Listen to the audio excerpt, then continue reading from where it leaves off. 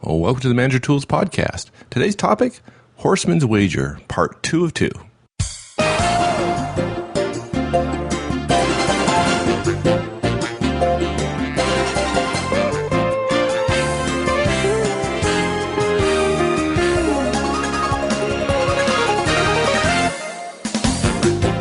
Hi everyone, this is Mike.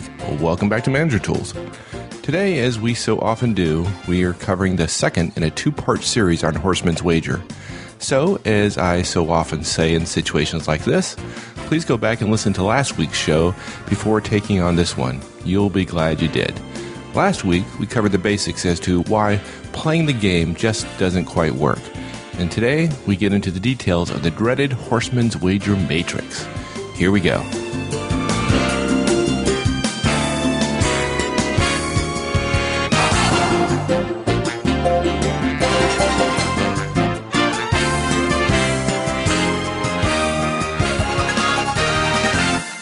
But now it is time to go lay out Horstman's Wager in 2x2 form. Yeah. Okay. Good. Okay. So we've got a slide to make it easy on the website. And here it is described. For those of you who are driving, please don't pull out the slide. Here it is in a nutshell. Think of a simple 2x2 matrix. Or if you more detailed, a box, a square with two lines, one horizontal, one vertical, dividing it in half horizontally and vertically. In fact, I'm thinking, Mike, there are thousands of people out there right now who don't immediately picture that four square, if you will, checkerboard when we say 2x2 matrix. If I say 2x2 matrix, you've already got a picture in your head of a square with a horizontal and vertical line cutting into four equal quadrants. Yeah, no doubt. But, okay. Yeah, so, I read The Republic, so I know that. Yeah. So our relationship is truly platonic. That's great. Okay. So for that was bad. That's I'm not going to have to edit that out. It was so bad. That's not in the show notes, folks. For purposes of our discussion here today, we'll number the four smaller squares in the larger square. Okay.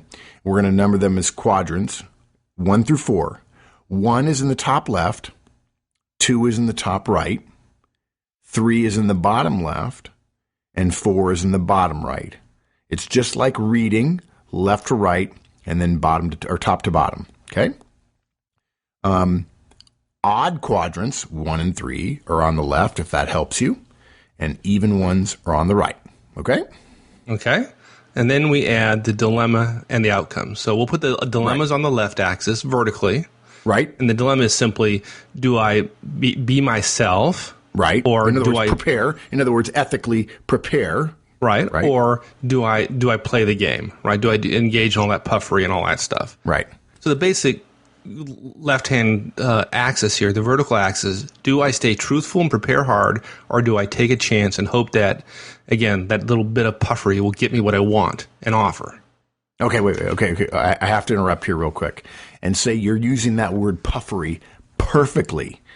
One definition out on the web is an exaggeration of praise lavished on a product that stops just short of deception.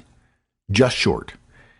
And if you didn't know it, folks, the U.S. Supreme Court actually ruled that puffery is legal. I can't speak for anywhere else in the world, but in the U.S., puffery is legal. It would happen so frequently. There was a case brought against it a number of years ago, and Supreme Court said, we believe in the inherent intelligence of the common person, and we think they should know when when puffery transitions into a blatant lie, which is one of the reasons why examples, things like golf balls, they say no one goes farther.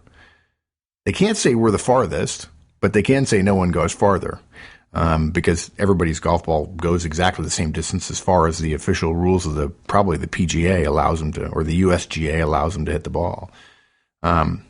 So this may be one of those subtle cultural cues that leads folks down the path of shenanigans, frankly, that puffery is okay, that interviewing is a place where puffery happens in the same way that TV advertisements are a place where puffery happens. We make the product puffed up. We make it look good. And so in an interview, I can't be as good as anybody would, I can't be as good as they want me to be. I'm fundamentally insecure about myself. So I'm going to puff myself up. And the question ends up boiling down to, do you go too far? Right. Are you just short of deception? And unfortunately, if you're with a skilled interviewer, they're going to draw the line much further away from just short than you might imagine. Yeah. I'm just marketing myself right. So I can do that. Yeah. Yeah, not so much. Right. Okay, so anyway, on the left of the vertical axis, we have our choice, play it straight, right. Preparation, or play the game. We'll put preparation on the top. So quadrants 1 and 2, aligned with quadrants 1 and 2 is preparation. And then playing the game is on the bottom of our matrix here, aligned with quadrants 3 and 4. Right, exactly. Now, across the top of the box, we're going to split the left and right-hand sides of the box based on the question we're going to ask on the top, which is the outcomes, okay? We've got 2 possible outcomes of an interview, right? Offer or no offer. We're going to put our the offer, that outcome, our goal, on the left above quadrants 1 and 3, and we're going to put no offer, the less desirable, if you will, at least in theory, the less desirable outcome, on the right above quadrants 2 and 4. The offer then is odd, so to speak, 1 and 3, and no offer gets even. Yeah. Okay. Yeah. So now I'm reaching. I admit it. I know. Well, we're trying to describe what appears very simple on a piece of paper. So yes, exactly. Okay, so now let's take each of those 4 quadrants in order, 1 through 4, and then talk about what happens in terms of the process and the outcomes. Okay. This is where we reveal our little secret, our dirty little secret about interviewing, isn't it? Yes, I think so. Oh, goody. Okay, let's get on with it. Okay. This is where it gets exciting. People don't know this is coming yet. This is where Horstman's wager gets good here in quadrant 1, and then it gets really, really good in quadrant 4. And now I've built it up so much with so much puffery, it's going to fall flat like a souffle I would make. There you go, folks. There is a great example of what not to do when you're interviewing. You'll just disappoint. There you go. Exactly. Okay, so we've got quadrant 1. That's the case where we have prepared. We've been ourselves. We've been the ethical person. We've done the hard work. We haven't played the game. We haven't shaded the truth in our favor. We haven't tried to make ourselves look good at the expense of an honest man's good night's sleep. I love that John Mellencamp has a lyric from one of his songs, "An honest man's conscience is his pillow." We haven't dodged any questions with half-truths in order to make ourselves look good. We have prepared, because if we're going to be honest, we're going to have to work hard.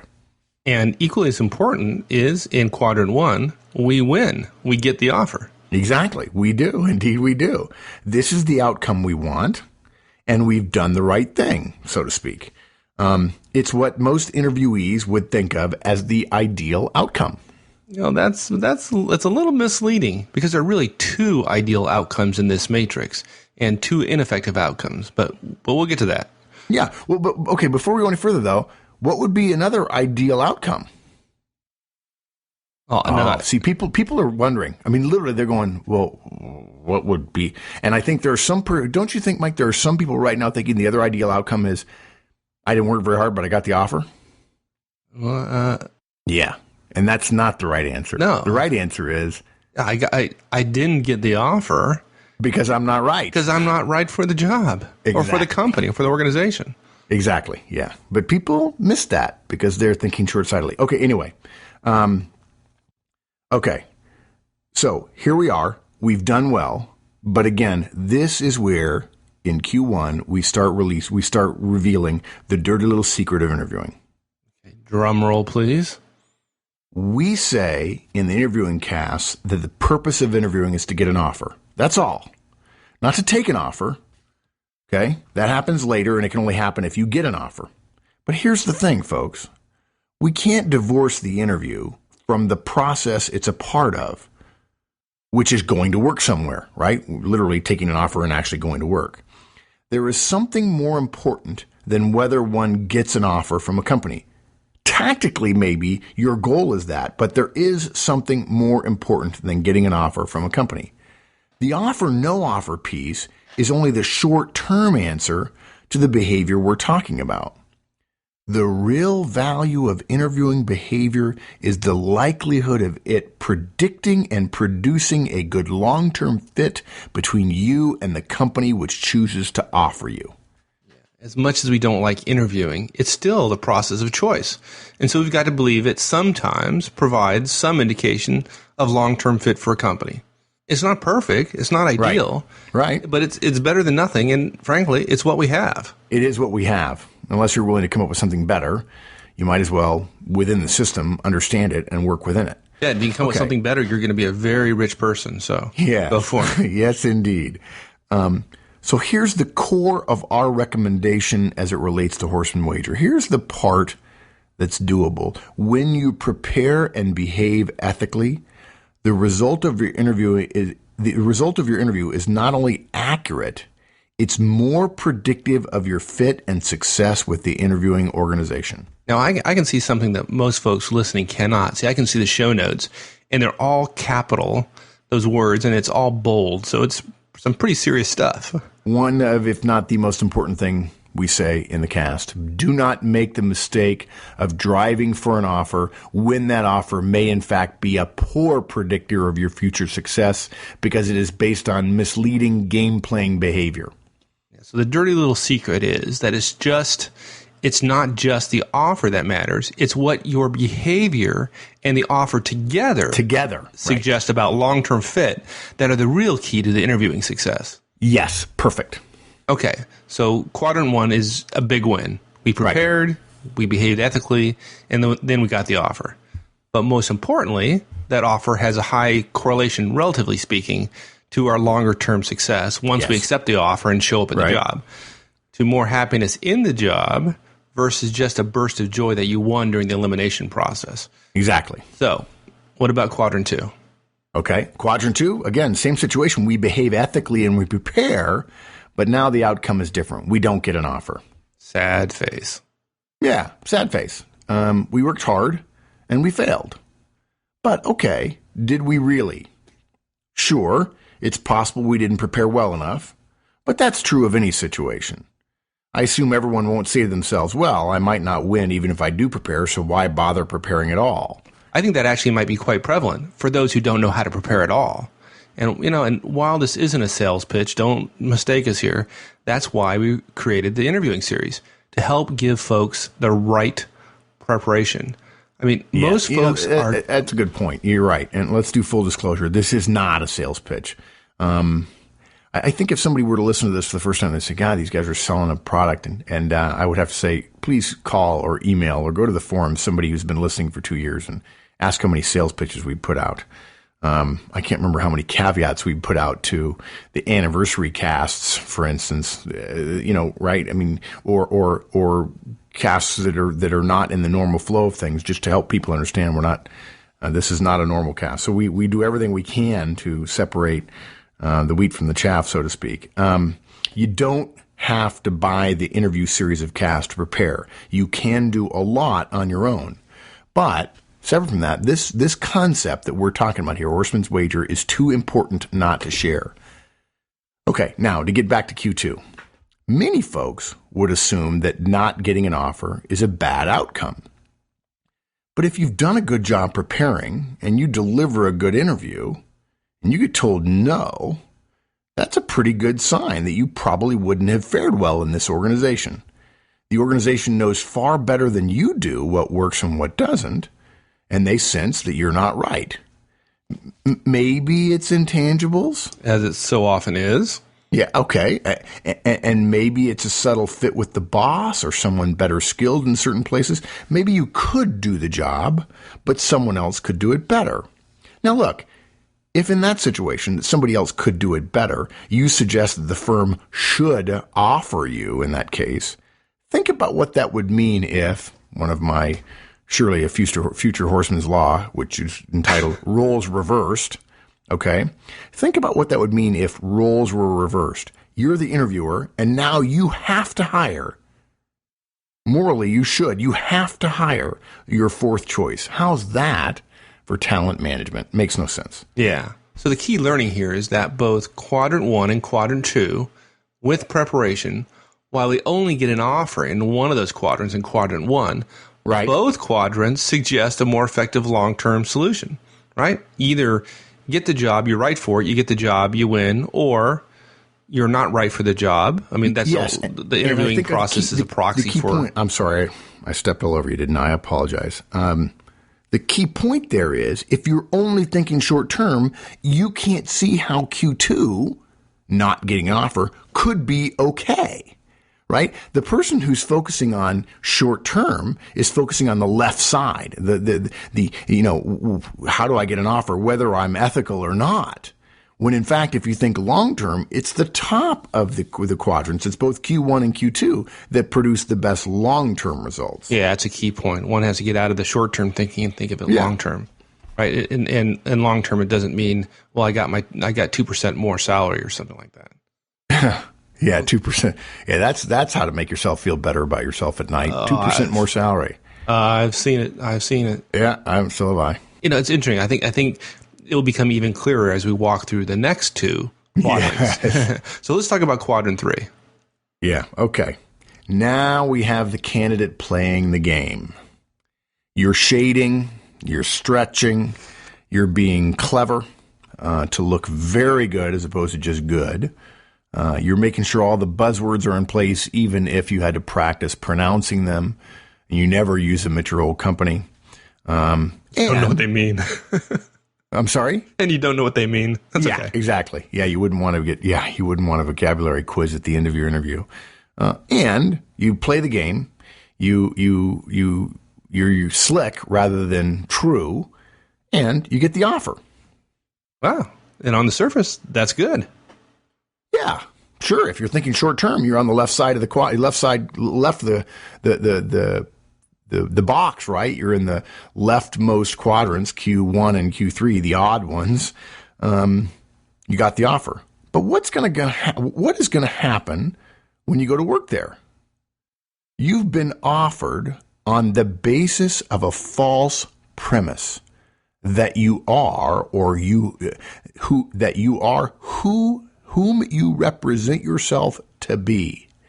And I would argue, folks, there's a good chance you're not going to be happy there, let alone a good chance you're not going to be as successful as your interview would predict, your boss presently thinks, or that you believe. Yeah, I mean, this does happen, and everybody knows it. I mean, the hiring managers are talking to themselves every day going, what happened to that guy I interviewed? Where did he go?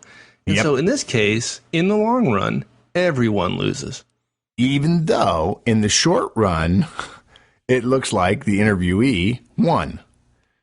Yeah. So as long as you're thinking about the black box and you see the unpredictability and you think, I'm going to be slick and clever, you think, I got the offer. And if the black box, the people who see it as a black box, they look at it and say, well, Joe got the offer. That's great. That's success.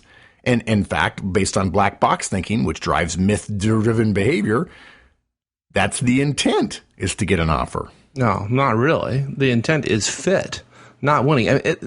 This is not about winning. Is not getting more pay or a better job. It's furthering your career. And if you're talking about your career, you're talking long term. Yeah, this reminds me of I never get this quote quite right. I need to look it up. It's being rich is not having everything you want. Or getting everything you want. It's freedom from desire. And essentially, you have to be careful about getting what you want and then discovering it's not all it's cracked up to be. Yeah. So, look, basically what we're revealing here is the danger of that black box mentality, thinking, okay, I don't believe in interviewing. I know that people do it poorly. I've seen managers at my company do it poorly. They're idiots. They say yes to the wrong people. I know that's going to happen to me somewhere else.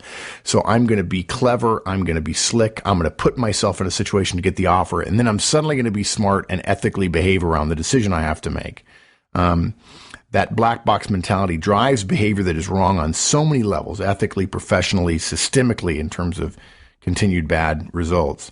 There is a short-term positive that is celebrated here in Q3 and a long-term negative that is often missed, never correlated, and much more important to the entire system.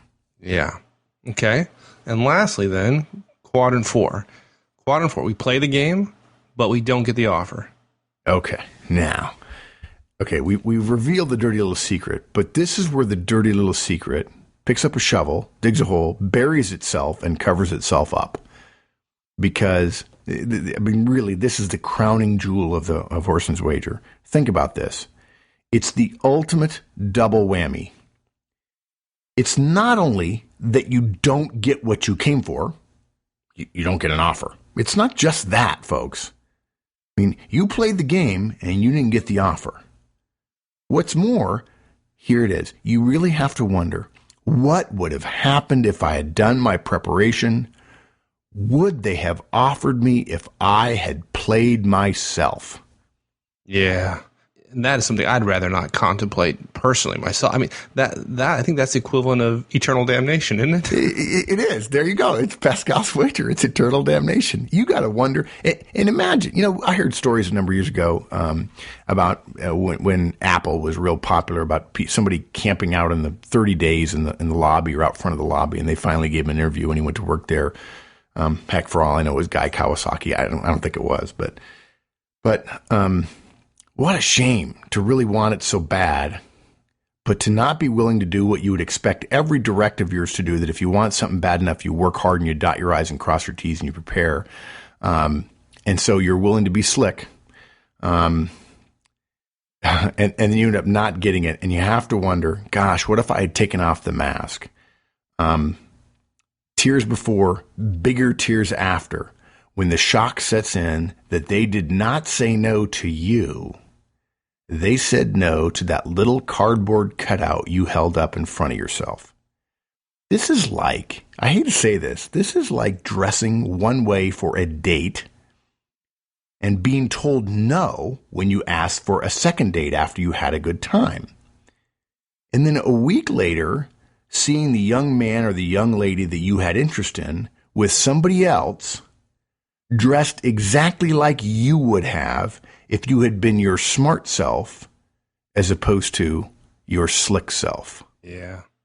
Well, and basically the crux of this cast is pretty simple, right? If you think long term, the best outcomes from interviews come from preparation. Yep. And the worst ones come from playing the game. So, like I said, be your smart self and not that slick self. You said it, partner. Cool. So summing it up, preparation.